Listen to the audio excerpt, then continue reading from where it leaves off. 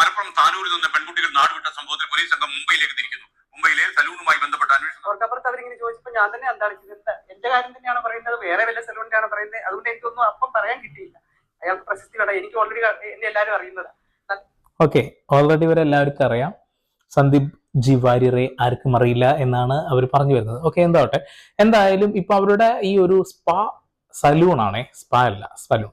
ഇവരുടെ സലൂണുമായി ബന്ധപ്പെടുത്തിക്കൊണ്ട് പോലീസ് ഒരു അന്വേഷണം നടത്താൻ വേണ്ടിയിട്ട് 4 അംഗ പോലീസുകാരെ താനൂരിൽ നിന്നും ബോംബെയിലേക്ക് അയച്ചു. അതായത് മുംബൈ ധാരാവി ആ ഒരു സ്ഥലത്തേക്ക് അയച്ചിട്ടുണ്ട്. അവിടെ ഇനി അന്വേഷണവുമായിട്ട് മുന്നോട്ട് പോകും.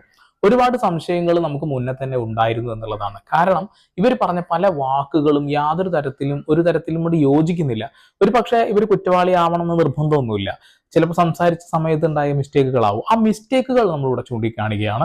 ഇവരാദ്യം പറഞ്ഞു, ഒരു ചാനലിന് കൊടുത്ത ഇന്റർവ്യൂവിൽ പറയുന്നത് അവരുടെ കയ്യിൽ മൊബൈൽ ഫോൺ ഉള്ളതായി ഞാൻ കണ്ടു, ഇൻസ്റ്റഗ്രാം കോൾ എല്ലാം